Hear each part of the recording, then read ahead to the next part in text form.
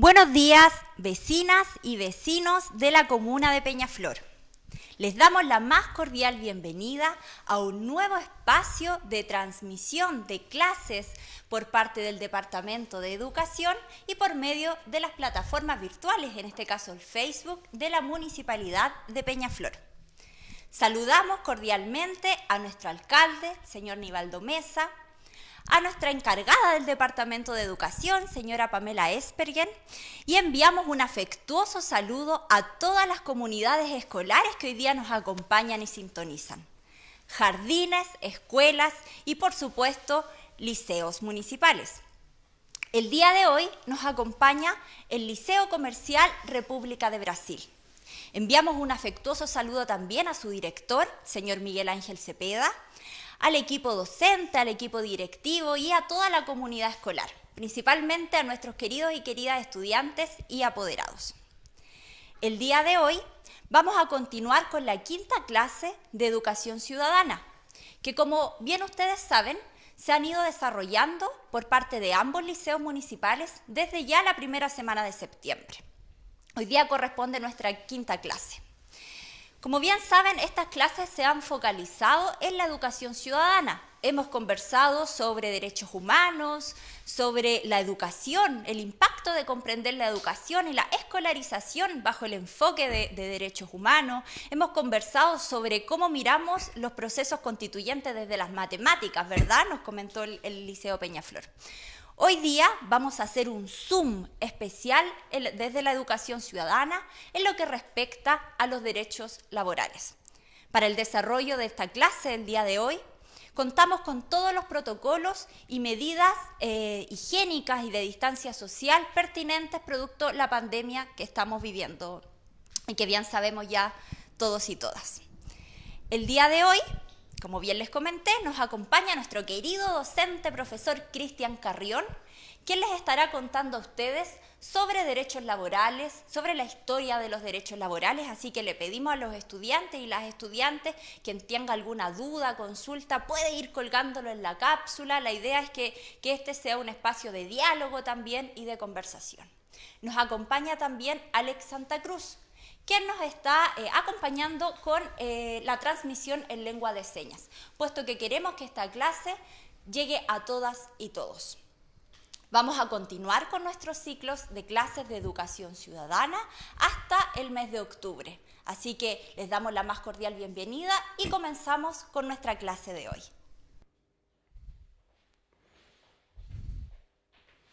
Buen día. Tal como dijo Sabina, mi nombre es Cristian Carrión Cifuentes, profesor técnico profesional del Liceo Comercial República de Brasil. Y el tema que vamos a ver hoy día, acompañado por don Alex Santa Cruz, en lengua de señas, es derechos de las y los trabajadores. Recuerden que todo ser humano tiene derechos, pero aquí, en este caso, nosotros nos vamos a abocar a los derechos laborales. ¿Cuál es el objetivo de esta clase? Conocer los derechos de las y los trabajadores en el ámbito laboral. Para esto nosotros vamos a potenciar las siguientes habilidades: comprensión, investigación y análisis. Como siempre, en nuestras clases definimos conceptos claves. Los conceptos claves a trabajar en la clase de hoy son normas, reglamentos y derechos. ¿Ok? Entonces, ¿qué es el derecho? Primera pregunta, ¿qué es el derecho? ¿Por qué? Porque todos hablamos de derecho, pero ¿sabemos cuál es la definición de derecho? Derecho viene del latín directum, que significa la regla de, por el sendero que hay que seguir. Es el camino que se traza para seguir un plan común.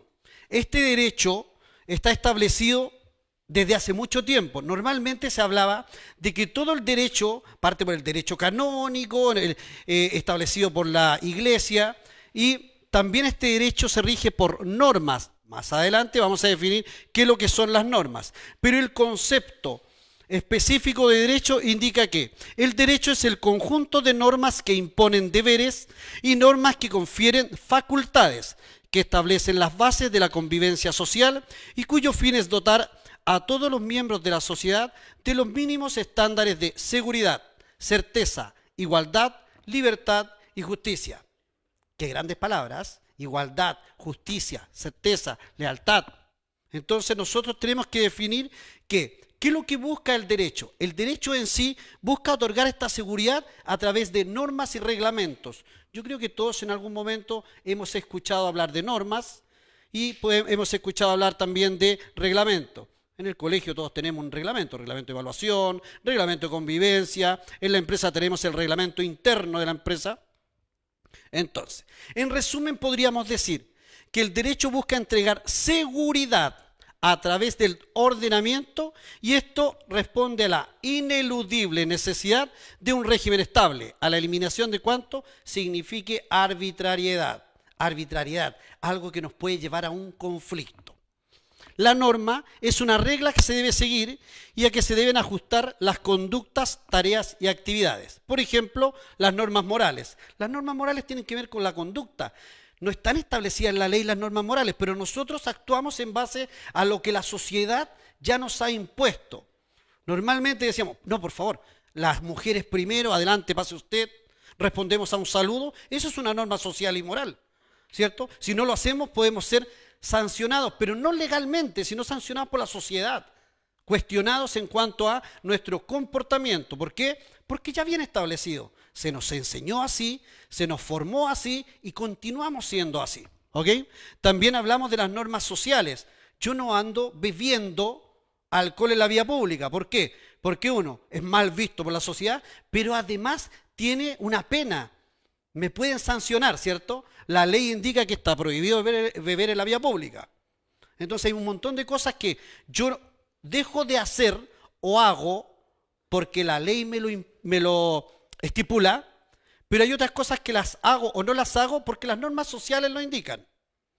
Sería normal decir que una mujer debe caminar detrás mío 3 pasos más atrás cuando yo ando en la calle. Y ustedes me van a decir, pero profe, ¿cómo tan machista?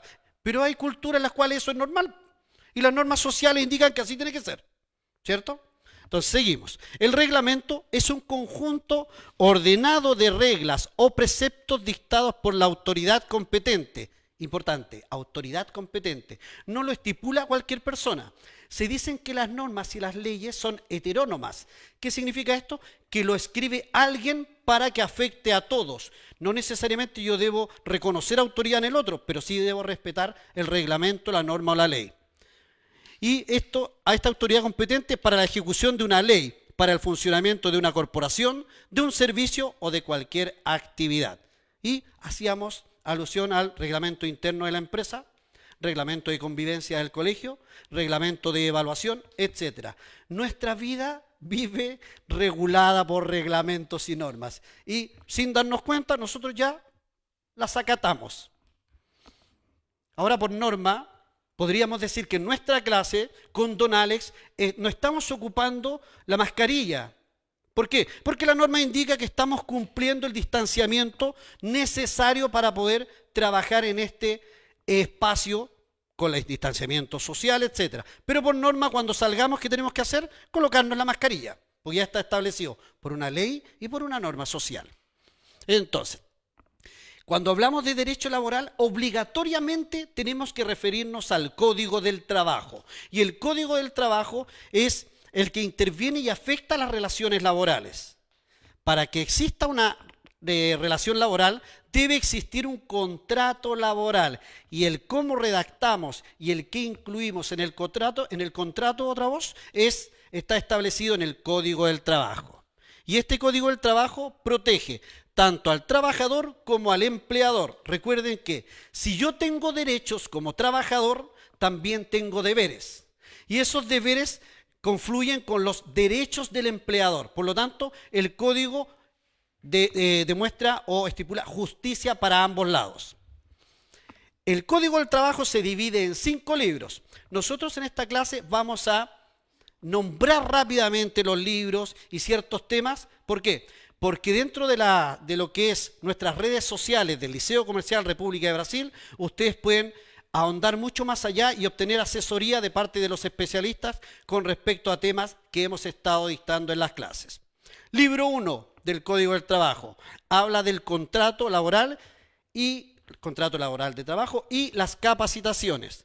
las relaciones laborales de los empleadores y los trabajadores se regularán por este código y sus leyes complementarias. ¿Qué quiere decir? Que todo trabajador a nivel nacional está regido por el Código del Trabajo.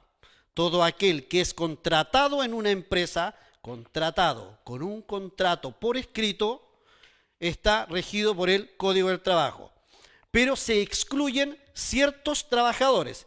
¿Quiénes se excluyen? Se excluyen los funcionarios de la Administración del Estado, del Congreso Nacional y el Poder Judicial, porque ellos se acogen a un estatuto administrativo, los profesores a un estatuto docente, distintos estatutos que no están por sobre el Código del Trabajo ni están por sobre las leyes, porque las leyes son las mismas para todos, pero sí rigen la forma de trabajar. Podríamos decir, por ejemplo, que un profesor puede trabajar menos de 44 horas, pero en el Código del Trabajo indica que los trabajadores deben cumplir entre 40, 44, 45 horas de trabajo, ¿cierto? Y ahí se van notando ciertas diferencias en estos aspectos, dependiendo del estatuto o del Código del Trabajo. Cuando hablamos de un contrato de trabajo, tenemos que decir que es una convención por la cual el empleador y el trabajador se obligan recíprocamente, a prestar servicios personales bajo dependencia y subordinación del primero, y aquel a pagar por estos servicios una remuneración determinada. Ese es el artículo 7º del libro 1 del Código del Trabajo. Pero resumámoslo. ¿Qué quiere decir? Que un contrato de trabajo es un acuerdo consensual entre dos partes, donde yo como trabajador me comprometo a efectuar un servicio y el empleador se compromete a remunerarme por ese servicio. Todos los ciudadanos trabajamos por un sueldo, por una remuneración, pero tiene que estar estipulado en nuestro contrato de trabajo. Y para que conste y para que sea válido este contrato de trabajo, debe estar escrito en un plazo de 15 días de incorporado el trabajador a la empresa, o 5 días si estamos hablando de un contrato por obra. ¿Okay? Eso también está estipulado en el artículo 9 del Código del Trabajo. Recuerden que aquí no necesito ser experto como trabajador, no necesito ser experto en ley. Simplemente con que yo conozca los artículos, algunos artículos del Código del Trabajo, me puedo manejar medianamente bien, ¿cierto? Muchas veces los errores que cometemos los trabajadores es por desconocimiento. Y el Código del Trabajo está al alcance de cualquier persona. Lo podemos bajar de internet o lo podemos comprar en alguna librería, incluso en la feria. También dice que el Código del Trabajo, en el artículo 13, dice que los menores de 18 años y mayores de 15 podrán celebrar contratos de trabajo que no perjudiquen su salud y desarrollo, siempre y cuando cuenten con autorización expresa del padre, madre o tutor legal. ¿Ok? Y ahí es cuando viene la duda. Profe, ¿mi hijo puede trabajar? Sí, tiene que ir a la notaría, generar una autorización, siempre y cuando sea menor de 18 y mayor de 15 años. Pero debemos entender que el contratar a un menor de 18 años también tiene ciertas normas y reglas. No le podemos hacer trabajar en un lugar que perjudique su integridad. No puede trabajar de noche, no puede trabajar en lugares como botillerías, centros nocturnos, etc. Ni puede generarse una carga sobreexagerada de peso. No pueden trabajar en las minas tampoco. En las minas es hasta 21 años. De 21 años hacia arriba pueden trabajar en lo que es minería. Vámonos al título 5 del libro 1. Seguimos con el libro 1. El libro 1 hablaba del contrato y la relación laboral, ¿cierto? Y las capacitaciones. El título 5 también habla de la terminación del contrato de trabajo y estabilidad del empleo. Si se estipula un contrato, debe haber un documento formal. También cuando se termina la relación laboral, se debe generar un documento formal que llamamos finiquito. ¿Sí? Entonces, ¿cuándo nosotros podríamos dar término a la relación laboral? Podría ser, según el artículo 159, en los siguientes casos. Mutuo acuerdo de las partes. ¿Qué quiere decir? Que empleador y trabajador están de acuerdo, listo, y se finaliza la relación laboral. La renuncia del trabajador, dando aviso a su empleador con 30 días de anticipación a lo menos. Muerte del trabajador. Vencimiento del plazo convenido en el contrato. teniendo claro que un contrato a plazo fijo no puede durar más de un año. Y conclusión del trabajo o servicio que dio origen al servicio. Si a mí me contrataron para pintar todo lo que es el espacio Peñaflor, el contrato durará hasta que yo termine de pintar el espacio Peñaflor, ¿cierto? Y por último, por caso fortuito o fuerza mayor. Eso es todo lo que conlleva el artículo 159 del Código del Trabajo. Pero también tenemos otras causales que son muy utilizadas en lo que es desvinculaciones o términos de relaciones laborales. El artículo 160, por ejemplo, dice que puedo despedir a un trabajador por falta de probidad. ¿Qué es falta de probidad? Falta de probidad tiene relación con la honradez, con las morales, las normas morales. ¿Se acuerdan que hablamos de las normas morales?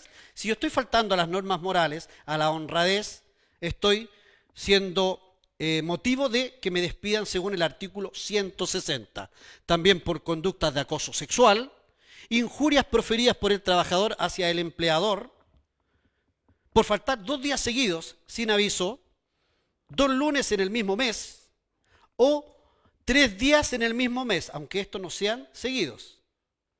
Normalmente uno avisa cuando va a faltar y le dice a la jefatura directa, voy a faltar, tengo tal problema, pero recuerden que también, en el otro libro lo vamos a ver, que habla de la protección. Una licencia médica me autoriza a poder faltar. Pero aquí estamos hablando de ausencias injustificadas, etcétera. Ese es el artículo 160. Y el artículo 161 habla de las necesidades de la empresa. Cuando un trabajador es desvinculado por necesidades propias de la empresa, disminuimos la producción, por ejemplo, ahora en la pandemia, muchas empresas tuvieron que disminuir la producción y por lo tanto tuvieron que desvincular a algunas personas. Lo vamos a ver más adelante, que hay una ley de protección al empleo que pudimos echar mano y se puede recurrir a ciertos dineros. Pero también debemos tener presente que el artículo 161 bis del Código del Trabajo indica que la invalidez parcial o total no es justa causa para el término del contrato de trabajo. Si yo me accidenté y tuve una discapacidad, o de ahora en adelante tengo una discapacidad, eso no es motivo para que me despidan. Recuerden que también hay una ley de inclusión que nos permite contratar el 1% de la planta docente con respecto a personas con discapacidad y que estén acreditadas en el Registro Nacional de Discapacitados. Pasemos al libro 2. El libro 2 habla de la protección a los trabajadores. Cuando hablamos de la protección a los trabajadores, este libro y este código obliga al empleador a tomar las medidas necesarias para proteger eficazmente la vida y salud de los trabajadores, informando los posibles riesgos y manteniendo las condiciones de higiene y seguridad en las faenas, como también los implementos necesarios para prevenir accidentes y enfermedades profesionales. O sea, yo debo saber y debo tener el conocimiento informado de cuáles son los posibles accidentes que yo puedo tener, las posibles enfermedades que puedo obtener o me pueden afectar con respecto a la función y desempeño de mi trabajo. Eso es el consentimiento informado. Se me informa, yo firmo y empiezo a trabajar, ¿cierto? Pero esto también se puede acompañar, este Código del Trabajo, libro 2, lo podemos acompañar con la ley 16.744 que tiene que ver o habla sobre las normas sobre accidentes de trabajo. Recuerden que hablamos del tema de higiene y seguridad laboral. Cuando estamos hablando de higiene, siempre se nos viene a la mente el tema de la limpieza. Sí, pero en este caso estamos hablando de la limpieza de accidentes. Recuerden que un accidente en una empresa puede ser por acción o por condición. Acción, ¿qué quiere decir? Que yo ejecuto una acción que me lleva a accidentarme. No sé, me subo a una escalera y pierdo el horizontal porque por alcanzar algo me incliné mucho más allá y me caí. Listo. No tengo escalera, entonces voy a poner sobre el banco una silla y me subo al banco y me subo a la silla para cambiar una ampolleta. Es una acción. Una condición, por su parte, tiene que ver con el entorno. Con el entorno. Un enchufe que está mal puesto, está suelto y aún así yo lo ocupo, estoy incurriendo en acción y en condición. La condición está, pero yo además estoy cumpliendo con una acción. ¿Sabían ustedes que todas las lámparas que tenemos en las oficinas deben tener un protector en caso de que se suelte la ampolleta, el tubo, el LED, para que no nos caiga encima? Eso es parte de la higiene y seguridad laboral. También tenemos acompañado del artículo 184 la ley 20.001 que regula el peso máximo de carga humana. ¿Qué quiere decir? A esta ley le llaman la ley del saco. No sé si ustedes la han escuchado. La ley del saco indica que una persona, un trabajador, no puede levantar más de 25 kilos en forma manual. Si es más de 25 kilos, se debe recurrir a una ayuda mecánica. Paleta, un carro, yegua, como le llaman, etc. Y ahí el por qué ahora, desde hace mucho tiempo, los sacos de cemento pasaron de pesar 50 kilos a 25. Cambió el peso por el tema de la ley del saco. Cambió el peso, nunca el precio, ¿ah? Nunca el precio, que eso nunca cambia. Así que luego tenemos la ley 20.764 que modifica el Código del Trabajo en materia de protección a la maternidad, la paternidad y la vida familiar. Y aquí nos vamos a detener un poquito. Vamos a dar un ejemplo práctico que dice que las trabajadoras tendrán derecho a un descanso de maternidad de 6 semanas antes del parto y 12 semanas después de él. Ya está estipulado, el pre y el postnatal. Pero además se agrega que el padre tendrá derecho a un permiso pagado de 5 días en caso del nacimiento de un hijo, el cual puede ser desde el momento del parto o distribuirlo dentro del primer mes de la fecha de nacimiento. ¿Dónde está escrito esto? En el artículo 195 del Código del Trabajo. Además, se estipula que, en el artículo 201, que durante el periodo de embarazo y hasta un año después de expirado el descanso de maternidad, excluido el permiso postnatal parental, la trabajadora constará de un fuero laboral, que es el llamado fuero maternal. Por lo tanto, después de un año no se le puede despedir. No es que no se pueda, porque también si incurren en falta, eso ya todo se tiene que regular a través del Código del Trabajo, los tribunales del trabajo, etcétera, que vamos a ir viendo ciertas aprehensiones que hay un poquito más adelante.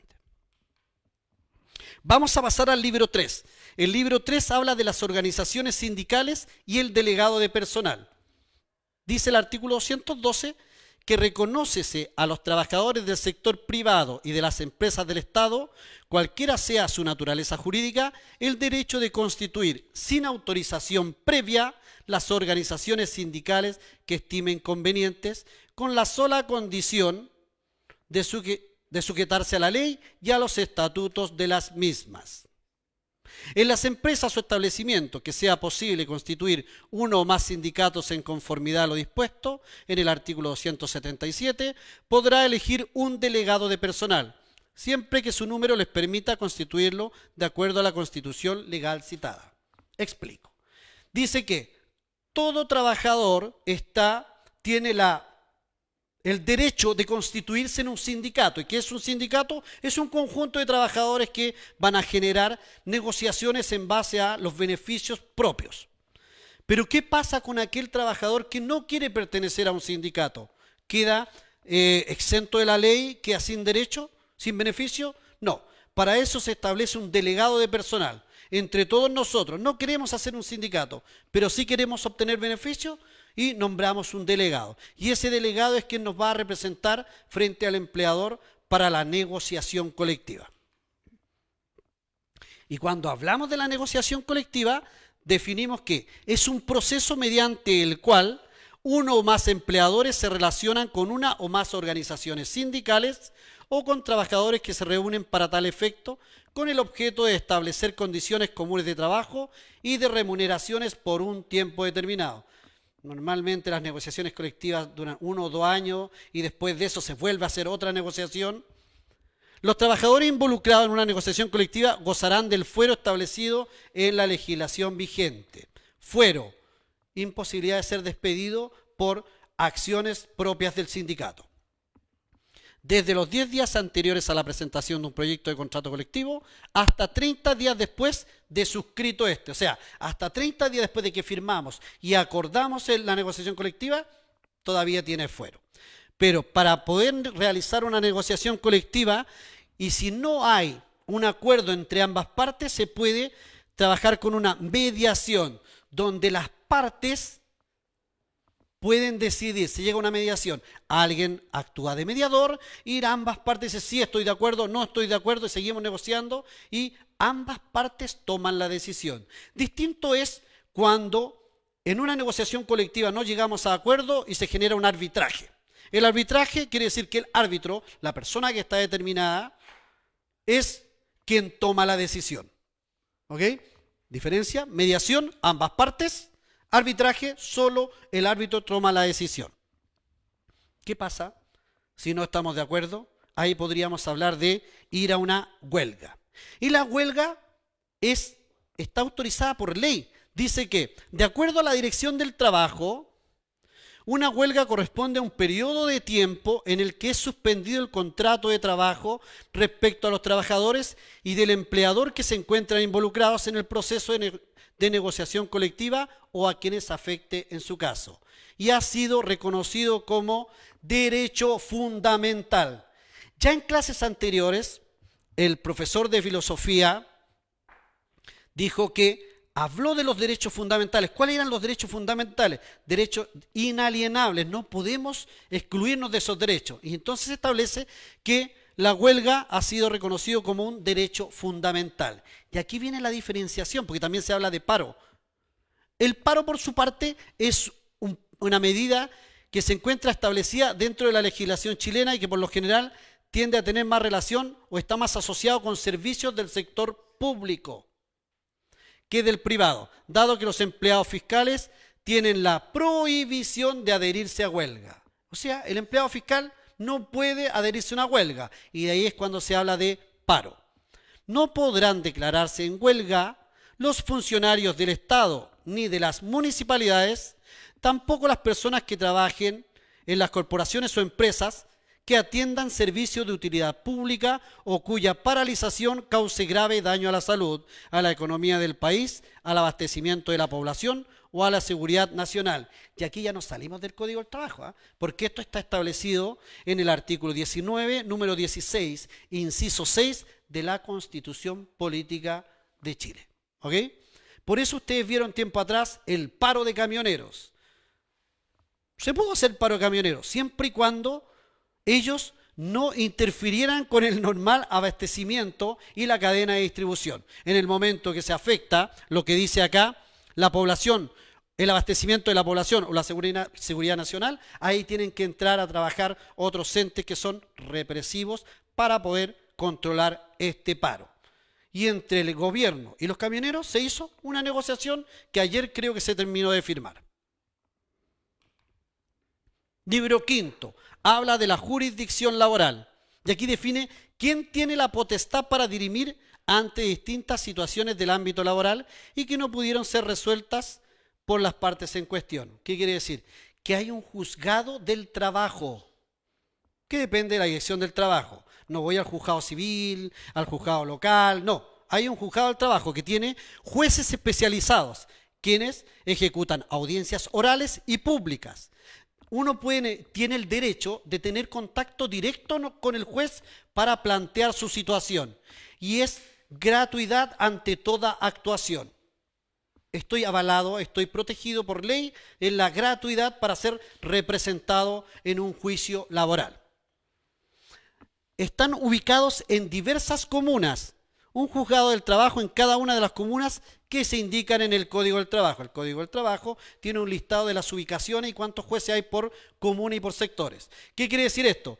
Que si yo estoy trabajando en Peñaflor y tengo algún contratiempo o voy a emitir un juicio, me voy a ir a juicio con mi empleador, no puedo ir a Arica.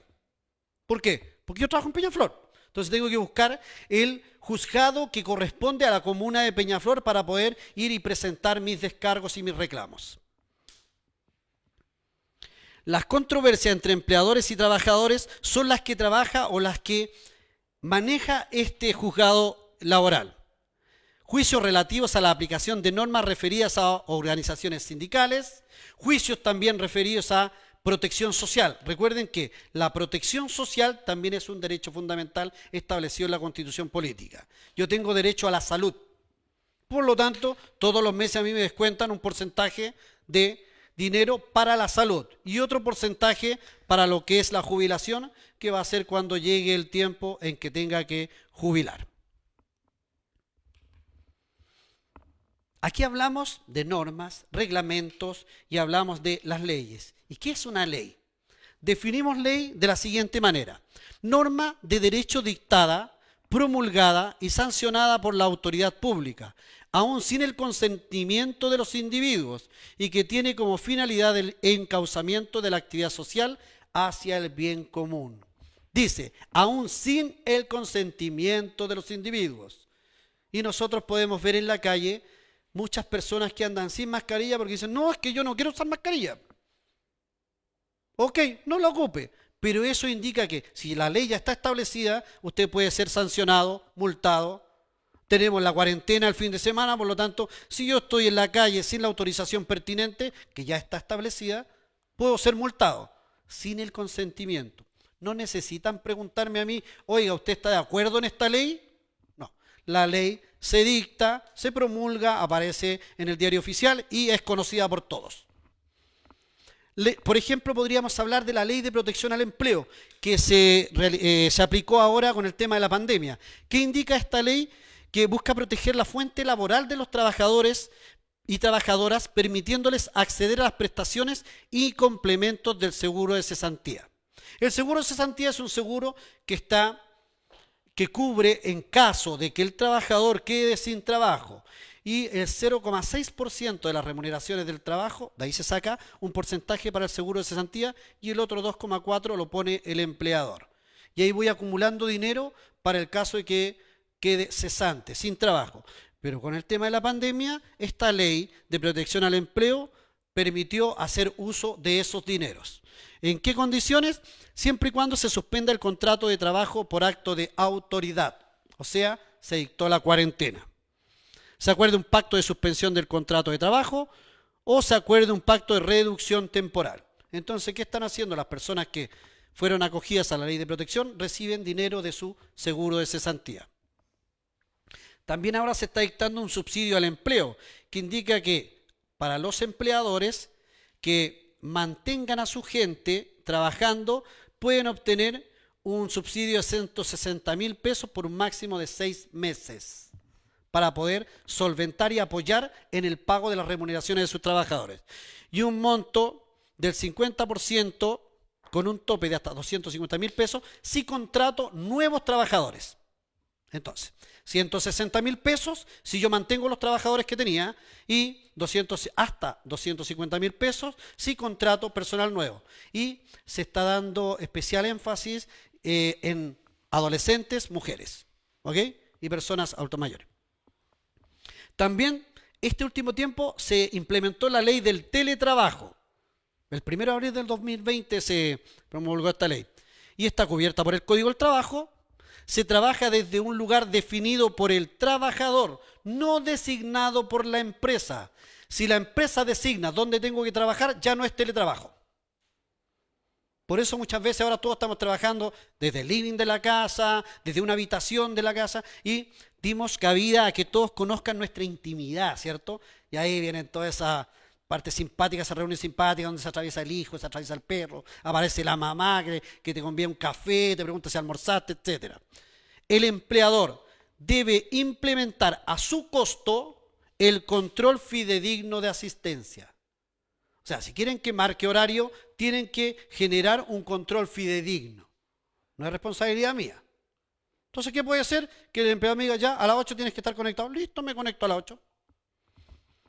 El contrato debe tener un anexo especial donde se indique el acuerdo de ambas partes, lugar donde se realizará dicho trabajo y la duración.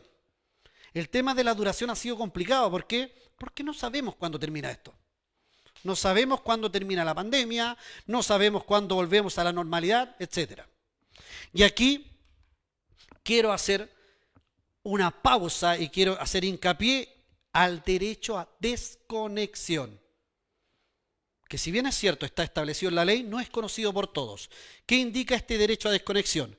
Que es el derecho de los trabajadores a distancia que distribuyen libremente su horario o de teletrabajadores excluidos de la limitación de jornada de trabajo, en virtud del cual no están obligados a responder las comunicaciones, órdenes u otros requerimientos del empleador, el que deberá ser de al menos 12 horas continuas en un periodo de 24 horas.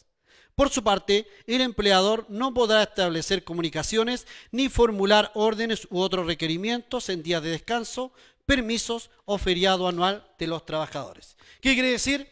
Que yo tengo derecho mínimo de 12 horas de desconexión en las cuales yo si no quiero, no contesto el teléfono, no contesto los WhatsApp, no contesto el correo, etc. Es mi derecho. ¿Por qué? Por sanidad mental, por vida familiar. Recuerden que todos estamos trabajando, la mayoría al menos, está trabajando desde sus domicilios. En conclusión, ¿qué podríamos decir? Que la propia contratación de un trabajador por parte de un empleador significa el conocimiento y aceptación de todos los derechos establecidos por la ley en cuanto al aspecto laboral. O sea, yo contraté a alguien y ya sé lo que tengo que hacer y lo que no tengo que hacer. No puedo acusar desconocimiento, porque ya está establecido. Recuerden, se promulgó la ley, se conoce por todas. Yo no voy a la casa de alguna persona a preguntar, ¿sabe usted el artículo 5 del Código del Trabajo? No, se supone que todos lo conocen. Por lo tanto, existe una protección tácita al trabajador en cuanto a derechos. Por su parte, también protege al empleador, cumpliendo con el principio de justicia e igualdad. Para uno y otro existen deberes y derechos, siendo estos dos conceptos los que permitirán mantener una relación limpia de inconvenientes y malos ratos. Les invito a aplicar el concepto de la necesidad del saber, que dice relación con lo que necesito saber para el cumplimiento de mi labor. No necesito saber más que lo que yo debo ocupar. ¿Ok? Esa ha sido nuestra clase por hoy día. Muchas gracias.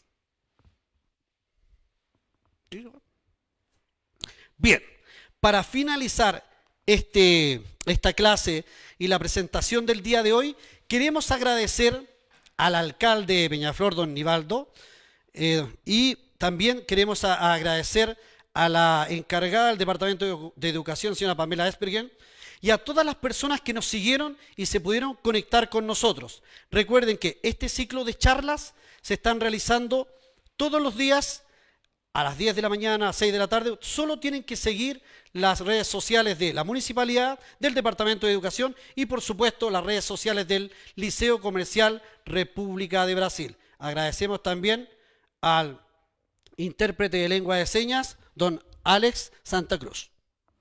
Por tanto, nos estaremos viendo en una siguiente clase. Muchas gracias y que tengan una excelente jornada.